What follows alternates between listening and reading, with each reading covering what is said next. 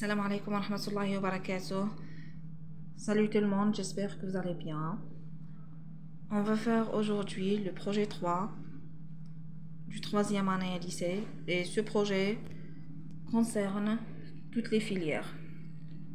Alors, l'intitulé du projet c'est l'appel.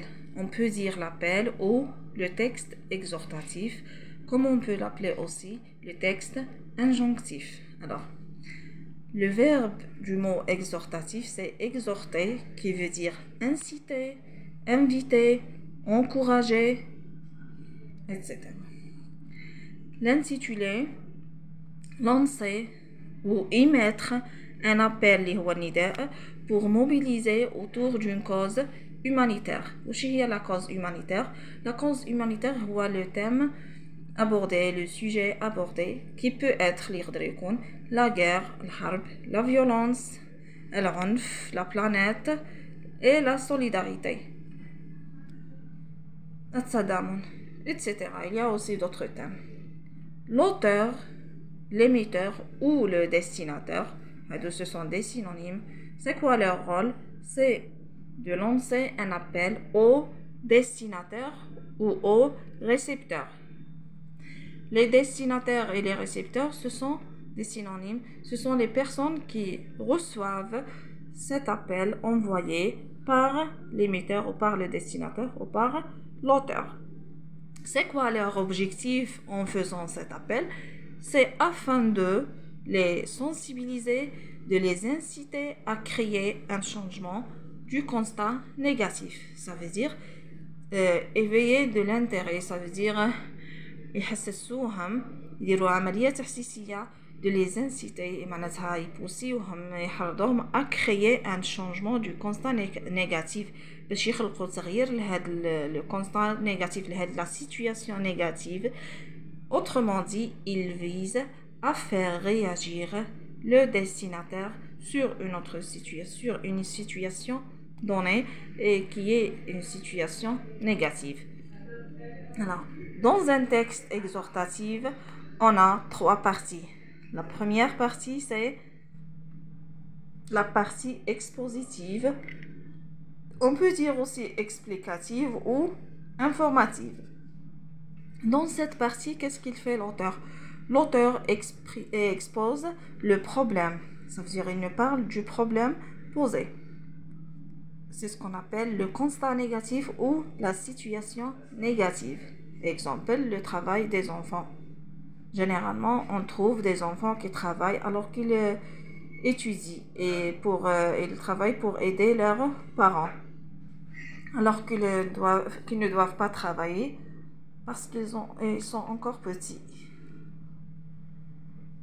Pour savoir qu'il s'agit de la partie expositive, vous devez trouver ces points de langue qui est le présent de l'indicatif. Quand vous trouvez les verbes conjugués au présent de l'indicatif, vous comprenez qu'il s'agit de la première partie qui est la partie expositive. La deuxième partie, c'est la partie argumentative. Dans cette partie, l'auteur donne des arguments qui justifient sa thèse pour convaincre le destinataire de la nécessité du changement. Donc, qu'est-ce qu'il fait l'auteur?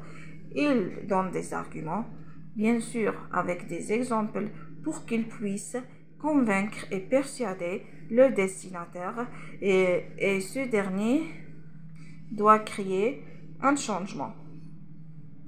Comment on peut savoir qu'il s'agit de la partie argumentative? Vous pouvez trouver les articulateurs de classement dans chaque argument. D'abord, ensuite, enfin, premièrement, deuxièmement, troisièmement, en premier lieu, en deuxième lieu, en troisième lieu. En général, et comme vous pouvez ne pas les trouver, d'accord? Et vous trouvez aussi les verbes conjugués au conditionnel présent et les verbes de modalité. Alors, quand vous trouvez les articulateurs de classement au début de chaque argument et les verbes conjugués au conditionnel présent, et vous trouvez aussi les verbes de modalité, je vais vous donner des cours entiers concernant le présent de l'indicatif, le conditionnel présent, les verbes de modalité et les autres points de langue qu'on peut trouver dans la partie exhortative. Donc, quand vous trouvez le conditionnel présent et les verbes de modalité, vous comprenez qu'il s'agit d'une partie argumentative. La troisième partie et la dernière, c'est la partie exhortative. C'est quoi la partie exhortative? Qu'est-ce qu'il fait l'auteur dans cette partie?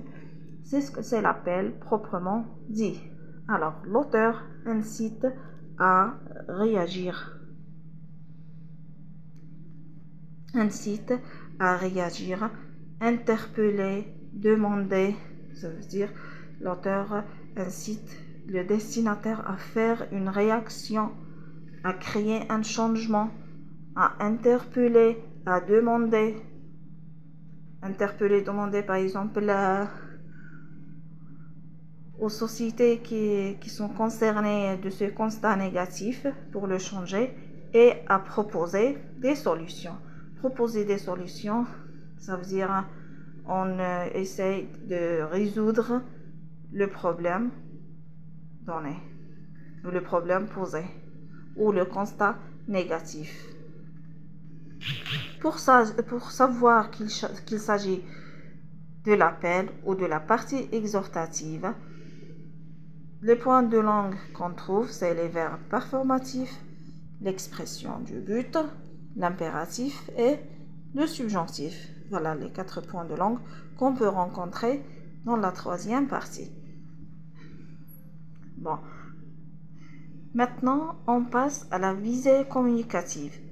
Dans le texte exhortatif ou l'appel, l'auteur, sa visée communicative ou ce qu'on appelle l'intention communicative ou le but de l'auteur ou l'objectif de l'auteur est de faire agir le destinataire pour changer le constat négatif.